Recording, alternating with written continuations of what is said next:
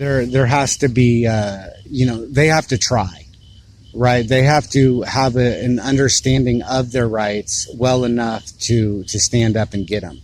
Okay. You know what I mean? Makes sense. But I mean, that's the way the Constitution was written, and actually, it was 21. You've done a lot of 21. thinking about this, huh? Absolutely. I an examined life is the only one worth living, is what Socrates said. And I mean, it changed my whole outlook on things. You know what I mean? I'm very passionate about not injuring another, right? In any way, shape, or form. I don't want any harm to come to you or anybody else, right? But I'm also very passionate about the First Amendment, right? And most of the time in my life, I don't use profanity, but I've learned over the last 6 months that actually it has uses. Profanity? Yes, it has effect, and there are times when it can be used properly, right? And so I've been using it more and more, right? When officers get out of control with me. Oh, using it towards officers? Yeah, absolutely. Because see, like, what you can do to one of the people on the street, could be disorderly, but you don't get to be offended, right? And so that's a clue that when an officer gives me an impression that they think they have rights, then I hit them really hard with the First Amendment, right? Because the fact that you can't be offended should just blow your mind and make you realize, you know what, I'm not the same as them, right? Everybody else on the street can be offended. If it's, not just for anything. It has to be the most serious of words that actually inflict injury at their very utterance, and that's Cohen versus California, and the very utterance has to inflict injury and cause an immediate breach of the peace, tend to cause an immediate breach of the peace, but... And that's actually how ours is written as well. Yeah, but what is it, Gonzaga? You have an officer Gonzaga, or... I called him a dumbass, and he threatened to arrest me for disorderly conduct, and he tried to solicit a complaint from somebody probably all the way over at that dumpster over there. They never could have heard me, We don't have It's not Gonzaga. It's with a G, though. It's not Gonzalez or... but, man, I wish I could remember his name. That was a minute ago. But, and that's just what happens, right? It's like... A lot of officers say that officers are held to a higher standard. But there is actually no standard. You see, because when I can stand here and have this conversation with you for so long, and this is very pleasant, and you're willing to you might not agree, but even you said you really might want to check this out now, right? And actually look at how these words are used in the Constitution, For education purposes. Yeah. And then we get other officers throwing me up against the hood. You know what I mean? So that's not a standard. I think right? That specific thing, what you're saying, where officers are held to a higher standard, I feel like that's like a society thing more than anything, what they're saying. Like, officers are held to a higher standard in society. Society's mind. So, like... in the sense that you can't do anything right. No matter what you do, we can always pick it apart. Right. Yeah. More is expected of us. Like, we're here to, as you said, serve the people. So more is expected of us. We're here. I don't know if that makes sense. Well, I don't really have a lot of expectations for you. Maybe because I don't really think it's possible for you to actually serve and protect. I think the entire idea is false from the beginning. The only one you can help is yourself. And so, all you can do is, like, let's say there's an army coming at us. You guys can stand there, but we have to stand behind you. And so we're prisoners, right? And really you're trying to protect yourself, see? Because you're standing in the middle, right? But claiming to be protecting us. But really we're protecting ourselves by standing behind you, right? And we traded, we gave you money in exchange for that, right? But we got it so confused, right, about help. You know what I mean? I don't think it's really possible. I think it's flawed, but this is what we have, right? And the Constitution is what we have, you know, and I'm not trying to dissolve the Constitution, right? It's a beautiful document, but at the same time, it does have some inherent philosophical flaws, right? That, you know, two different humans one human could be a slave and one human couldn't, right? And that's built in, and that has never been changed. You know, and it can't be changed because the government has no authority to change who the people are. The people. The only time the government talks about the people is when they're running for election. And they say, I can't wait to serve the people. Right? But then, you know, it's everybody's a citizen again. Right? Well, citizens are persons on steroids. They have the bells and the whistles, the heated seats, the moonroof, you know, but the 14th Amendment says any person born or naturalized in the United States and subject to the authority thereof shall, or is a citizen, and shall not be deprived of any privileges or immunities. Privileges and immunities are not rights and powers. You see, and it said you, one, have to be a person, two, you have to be born in the United States, and three, you have to be subject to the authority thereof.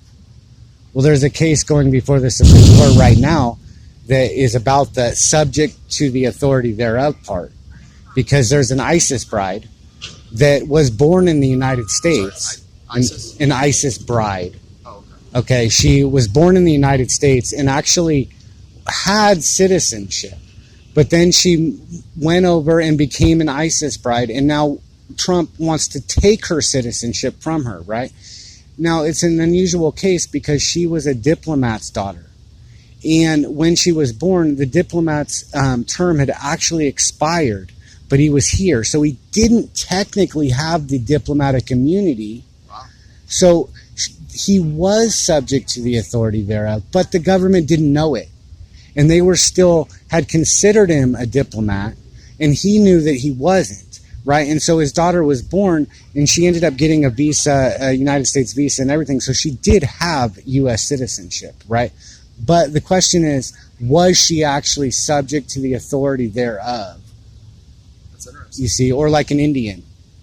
You see, if you're born on an Indian reservation, you're not subject to the authority thereof. So even though you're born within the United States, you're not a citizen because you're not subject to the authority thereof. Okay. Right? And the people are not subject. I mean, how can they be, right? They're up here. They authored the government. Okay. Right? So they have authority over the government. You know, they have the power to re-legion. Right? A legion is an army. You know, that's the right to revolt, is the right to religion. Okay. You know, like you swore an allegiance to the flag, right? Not to the blue line. The like blue line flag? Yeah, the blue line flag. Yeah, no. That is not the red, white, and blue, right? See, whereas I think this has gotten confused is that you swore an allegiance, but the people didn't ever swear an allegiance. They might pledge allegiance to the flag, but they didn't swear an allegiance on paper under oath and sign it, right? They're not required to pledge of allegiance. Okay. You know what I mean? I mean, they might not, right? But the government, they're required. They took an oath. They volunteered. They consented. Nobody held a gun to your head and said, you know, you have to join the government. Okay.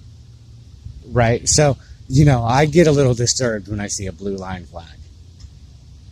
What if it like? I've noticed it on some of the cars too, yeah, on the back, on the outside. Is it on all of them?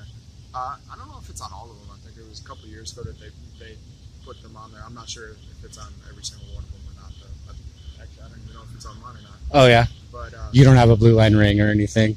No. You're not. Okay. Good. No. It's your opinion's different, but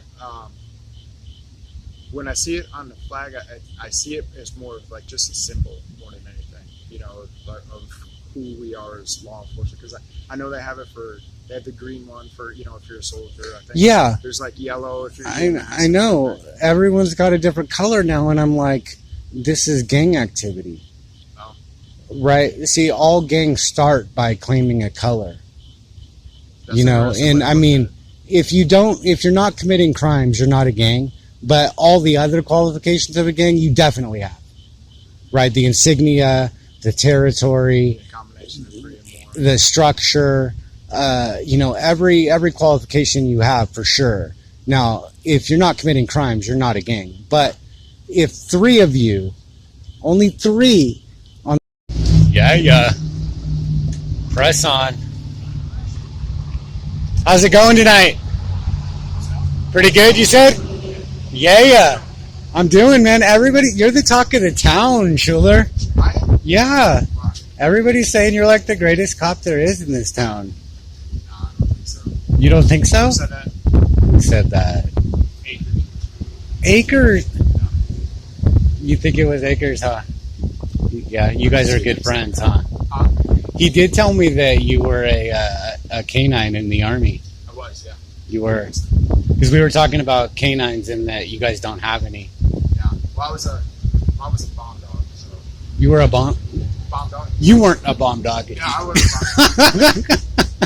I laugh about that sometimes because sometimes officers have said they're a canine, you know, and I'm like, Oh, you know what I mean? like, yeah, like The way they say it, you know, it's like that could be used against them, you know. But yeah. The day after I talked to you, then I ran into Waters and Fleming at Starbucks, and you know what? Fleming called me a name. Yes. Apparently, Kyle PD now thinks they know my name, and they've just assumed it. And so 2 people have called me David, and 2 people have called me Dave. Okay, now clearly 2 of them are wrong at the very least, right? 2 people, it's either David or Dave, okay? And assuming that that's even my name, you know what I mean? But everybody on this department has had this talk with me and should know that names are very hurtful in my belief, and that, you know, it's not nice to call people names, right? But at the same time, it's kind of funny that everybody is trying so hard to find out my name, right? Not everybody. I don't think you are. I'm not. And I think it's more of like, how do we refer to somebody to know who we're talking about? You know? How do you refer to somebody to know who you're talking about? Yeah. You know, like how, if, let's say like this, if I wanted to go tell somebody about this. Well, you are going to go tell somebody about this. You told Fleming and Waters that you had talked to me the night before. Yeah, I did. Yeah, see? So you did go and tell, and you guys described me without using a name. Yeah. Like Aker said, I'm the guy who films the cops in Kyle. See, that's a description. Right? Like you probably have a different description for me. Right? Yeah, I don't know exactly. But what I'm saying is that, like, we can all form our own descriptions. You know what I mean? Right. But and that's kind of a name, right? Like, you know, you probably had nicknames before, I have. right? So like, shoot, okay, but like short for shoot, but like somebody might give you a nickname. You know what I mean? They call you that, and only they call you that, right? They don't need your name. They just gave you a name. You know what I mean? If you want to just give me a name that you want to call me, then I can't stop you, right? See, we all have that right. Well, except you don't have that right. Let me take that back. You know what I mean? Yeah. Right? That was kind of a trap because you don't have that right to do that to me. I could do that to anybody on the street, and anybody on the street could do that to me, right? But you're supposed to respect my First Amendment right to religion, right? And I have a very strong belief that names are hurtful, and it's not nice to call the people names. I don't know where they got that. But They got it from my YouTube channel. Dave? Well, some people seem to think that Bill equals or William equals Bill, David equals Dave. Okay, they're not the same, right? Like, you know, if I told somebody my name was David, and then they went and called me Dave, okay, it wouldn't be the same. Right. You know what I mean? Like if you wouldn't put a nickname into the computer. I mean, unless it's an alias, right? But I mean, well, as an alias, you wouldn't, right? Yeah, yeah. But I mean, you wouldn't put that down like, you'd put their true and correct name. Right. You know what I mean? You wouldn't go and change it on there. So I mean, why would you change it when you're talking to somebody? But I mean, I'm just giving everybody a hard time about this now because I think if I had to describe you, I would say the guy with the beard. You're super jealous of my beard. like that. If you could grow it out like that, you would. You know, In a heartbeat. so I got out of the military. I was in there for I guess 6.5 years. Clean shaven. Clean shaven the whole time. So if you're on leave or something like that, you can grow it out just a little bit. So I do that every time. Every time. You can't grow it out like this while you're on leave. It'd take too long. How many does it take? This took 3 years. 3 years. Yeah, Looks good. almost. But, Looks good, you so, said. so this is about as long as we can go here. I think this is An inch. or something like that. That's about it. When I first got here, everybody had beards on this department. And now it seems like a lot of them are cutting it. But it was like, it almost seemed like the policy just came in place where you guys were allowed to have them a couple years. I've had it since. You've had it the whole time. Yeah, the second it came out, I just The second it came out, you let it go. All right. Yeah. Hey, is there any crime tonight? I guess we didn't have anything too crazy. There was just a couple of reports of disturbances and stuff like that. Disturbances. I don't think that there's been. Yeah, I don't think there's too much else. What's a disturbance? Just I mean, fighting, I guess. oh, fighting. Well, that's a breach of the peace. That's definitely a disturbance. I mean, disturbance, is that actually a crime? Like, is there a code that says disturbance? Just a disturbance? No, but it would be like an assault. It's the same thing. It's just what we call it, I guess. If it was past tense, we would label it an assault. If it was in progress, it's disturbance. Because that's happening right now. It's just how we describe it. An assault in progress is a disturbance? Yeah, because and if there's vague information about it too, If there's vague information. We don't know if what's involved, who's involved, all that kind of stuff. So we would just say blanket it and be like, well, it's a disturbance. Right, a disturbance. But, like, I mean, an argument, would that be... I mean, people call in and say there's a disturbance. Somebody's disturbing business or, you know what I mean? That doesn't mean there's a crime, but... that's why I was saying, is there an actual crime of a disturbance? I mean, disturbing the peace. I don't even think there's a crime called disturbing the peace, is there? Right? Like, disorderly conduct. you have to have a breach of the peace in order to have disorderly conduct, but yeah, it's not. An assault would be a breach of the peace, but again, it's not like written down as a breach of the peace or a disturbance. It's an assault or battery or so. Texas doesn't have battery. What's that? Texas doesn't have battery. Texas doesn't have battery? It's just assault. That I've heard something like that before. Like there's no such thing as assault and battery. Right. Yeah. Honestly, I don't even know. I know a lot of the northern states call it battery, and I'm Northern not states. sure what the big difference is, but I don't know if you It's know. a common I say it to term you that I've because heard you're all around the country, assault and battery. Yeah. But I'm not up on those codes because I've never committed them, and nobody's ever accused me of committing them. Right. The ones that I'm up on are the ones that I hear about, right? So like, ID laws, right? Disorderly conduct, trespassing, because I've seen so many videos on that, and in filming, like sometimes I've been asked to leave one time at one place in my life. Yeah. They apologized the next day, but it didn't work out well. That's the thing. It's like, because places really don't have policies against filming. Against what? Against filming, for news. Like they really don't. Corporates, like HEBs, they don't really have a policy against it. There might be an employee that gets all excited, I would say, like, maybe if it was some type of security place, maybe, or something that has some sort of security. Gilliam tried to get me kicked out of HEB. At a HEB? Gilliam. Oh, Yeah, really? she tried. Yeah, I don't think It was really pathetic. I don't think that they have any policy. I don't know. No, but she did get the lady really upset. Like, she didn't ask me to leave, but I did leave. But no, Gilliam, it was really pathetic. I mean, to see a police officer asking the HEB employee for help. Help me! Yeah. In uniform. She just ignored me and then went and complained because I was filming her. It's really pathetic. I mean, for a police officer to do that, you know what I mean? Because you guys should be able to handle yourselves. Like, come on. You know what I mean? It's really scary when a police officer can't control their emotions, right? Because you guys have a gun. And, I mean, you know that feelings cause most of our actions, if not all of our actions, are based on feelings. You know, and like love or jealousy cause major crimes, right? Murder, rape, you know, crimes of passion, right? Those are serious crimes, you know what I mean? Like, nobody steals a gum because it's a crime of passion, right?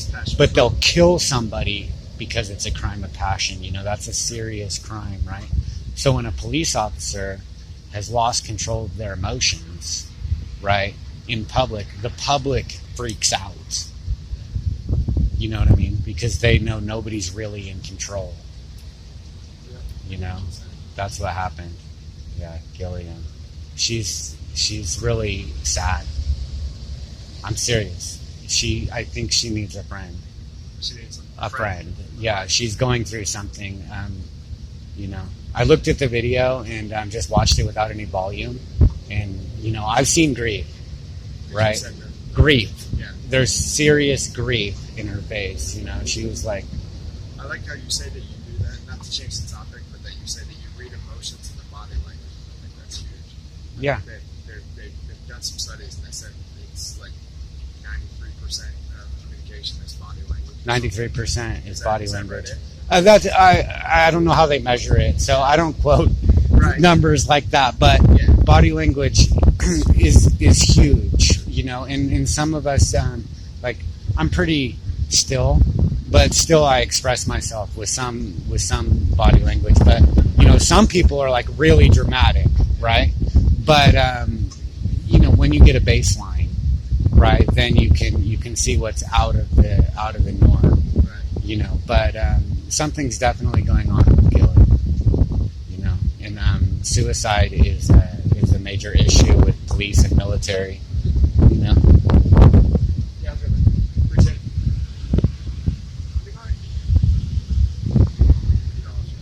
Officer Bright, yeah. Sorry. If we were going to give him a name, it would be Tree. Tree? It's huge. It's like 6'7". 6'7"? Tree. All right. Yeah, one time he made the mistake of sticking up for another officer blindly. And I told him he was lying, and he said, "How did I know?" And I said, "Because your lips are moving." Right? And the thing is that I don't, you know, you can't stick up for somebody blindly. I don't care if they're in your gang or not. You know what I mean? Like, if you didn't see it, you didn't see it, right? I don't expect, like, you to take my word for it. But I definitely am not going to appreciate if you're just like, oh, he did the right thing just because he's another officer. You know what I mean? Like, you can keep your mouth shut if you don't want to say anything, but, you know, that your credibility goes right out the window if you just make a determination like that, because you wouldn't do that for anybody else on the street. You know what I mean? You wouldn't just be like, oh, well, I know you. I don't think you committed that crime, even though 10 people are telling me you did. You know what I mean? That's the report. You'd investigate it. You'd find out, right? But yeah, no, what had happened was Sergeant Jones had pulled a girl over and he did a DUI test on her, but she was fine and she passed the test and everything. And then I asked her why she got pulled over, and she said she didn't know, right? And she was really believable about it. And then so I wanted to know why she got pulled over, and Sergeant Jones wouldn't tell me. And then Brian, I was like, what, you know, she doesn't even know why she was pulled over. And he says, oh, I'm sure he told her. Right, well, I'm not sure. You know what I mean? And he didn't see it, you know, and I know that he didn't see it because he was talking to me. right? So neither one of us saw or heard what he said. You know what I mean? And I had information, a report, somebody telling me that they didn't know, right? It doesn't mean he didn't say it. Maybe she didn't hear it, or her mind was somewhere else, or whatever. That's completely possible. But like, that's usually one of my main questions is, what were they pulled over for? Because we talked about that. Because I want to know that now, right? Not when your report is written, right? By that point, I mean, if you can't come up with a reason to pull somebody over by the time you write a report, you're really bad. You know what I mean? Of course you can. There's 1,000,001 reasons to pull somebody over. And I think nowadays too, because we have so many cameras and body cams and everything, I've heard the expression that if it's not on camera, it doesn't exist. Yeah, if it's not on camera, it doesn't exist. Yeah, and I mean that's why we have that 30-second go back to, so like when you activate the lights, then it's 30 seconds back from there is when it actually starts recording. Does your volume kick on right away? No, it's 30 seconds. See, that's 30 seconds late, right? And that's usually when the officer's supposed to be giving their name. No. Or giving their... So as soon as the lights kick on, so let's say that accident, the mic activates as well. But I'm saying, so it's 30 seconds back from that because the mic wasn't activated 30 seconds prior to the lights. You know what I mean? Oh. So my contact, and the initial contact is always microphone. It is? Yeah. Okay. But, I mean, nobody's looking at all those. Come on. That's dirty stuff like that. That's their job, too. Only, you know that very few cases make it to court. Most of them are pled out. And I mean, I'm sure not everybody that pleads guilty is actually guilty. Not everybody that pleads guilty is actually guilty. I can't speak for that, but I get what you're saying. I mean, it's probably very... I can't say which ones, but right. We know that they're not all guilty. It's just easier and a lot quicker and cheaper in order to plead sometimes. You know what I mean? Something lower. Yeah. I mean, that does happen a lot, But, I mean, even if they are guilty or whatever, right? Like, okay, a person you'd have to have one guy just to watch your videos. Just yours, right? So if you have 60 officers, then you'd have to have 60 officers just to watch 60 officers. And then who's watching the 60 that are watching? Right? So nobody can watch all the videos. Okay? Only a very few of them are being watched. You know what I mean? And that's how, I mean, things go unreported for a long time, And people like me compound it because I don't make complaints. I don't make complaints. Right? And so, like, I mean, but technically, if I tell you something, you can report it. You know that, right? I mean, you can start a complaint. You don't need me to, the police department does not need me to complain to investigate another police officer. Yeah. You don't need my permission to do it. I think that anybody can do that. Anybody at any point can initiate an internal investigation on the police officer. Yeah, I mean, I'm just saying, like, I could go and make a complaint about lots of things or whatever, but I do tell other officers about them. Okay. You know what I mean? Like, I just told you that Gilliam tried to get me kicked out of HEB, right? I mean, you're not allowed to do that, right? You're not allowed to complain about First Amendment protected activity, right? You took an oath to protect First Amendment activity. Yeah, anybody else could complain about it, right, to a private business or anybody, Yeah, I have the right to do it, but they have the right to complain. But you guys took an oath to protect that right. Just like you can't be the victim of a disorderly conduct. You know what I mean? You can't be the offended party. So you can't be like the harassed party either, or the followed party. You know what I mean? The press can follow you. If somebody else wanted to complain that I was following you, then that's different. Right? But, I mean, yeah, I know you wouldn't do that. You know what I mean? And we were leaving, too. That's what was so funny about it. We were walking out the door, and she turned around and walked back inside to go complain. it didn't get her anywhere. But you will. All right. Yeah. Schuller. Hey. I'll let you do your thing, man. Yeah. I'm sure there's stuff going on. You said there's some disturbances.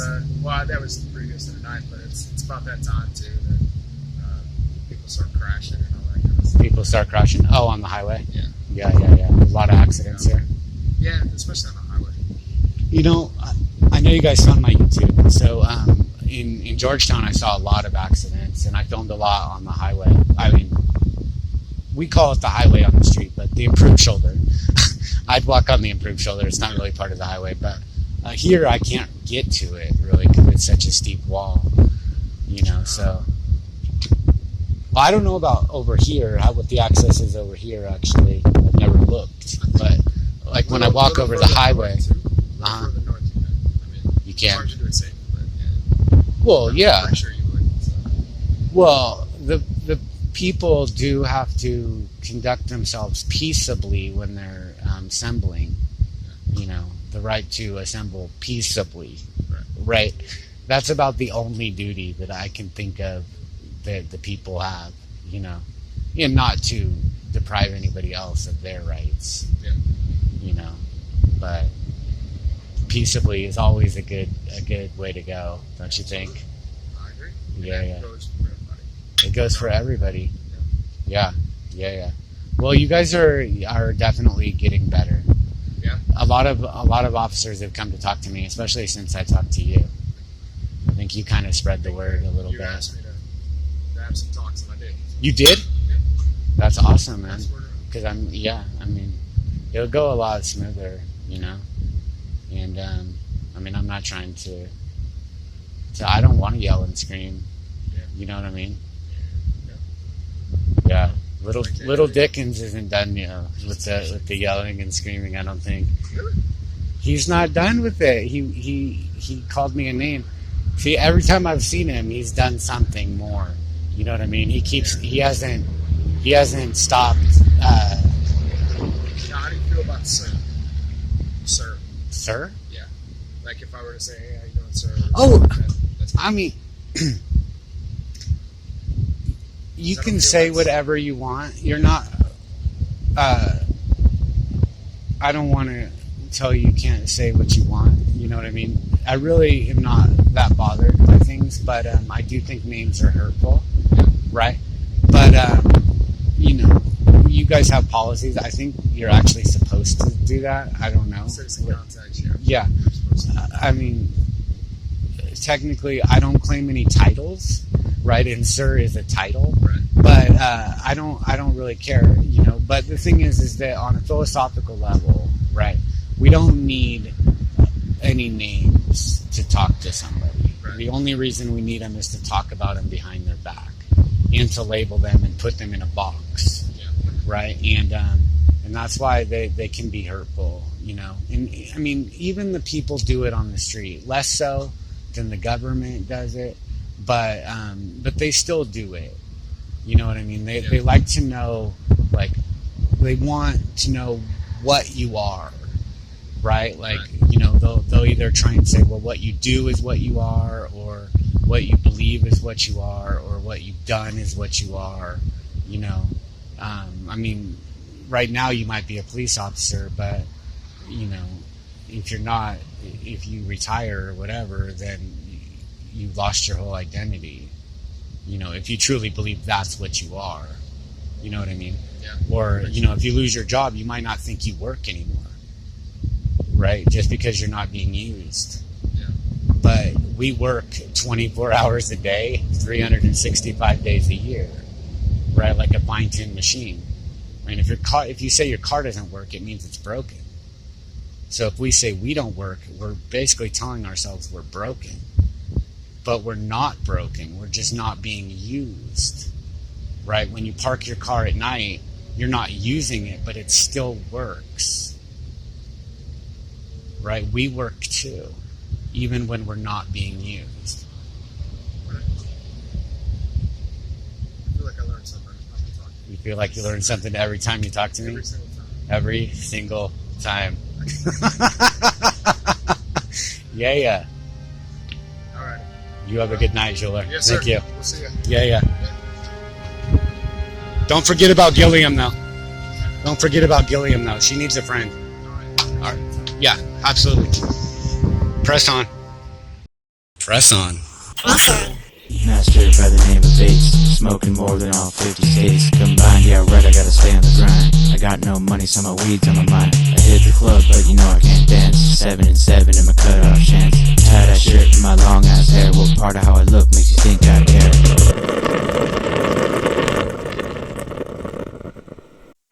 care?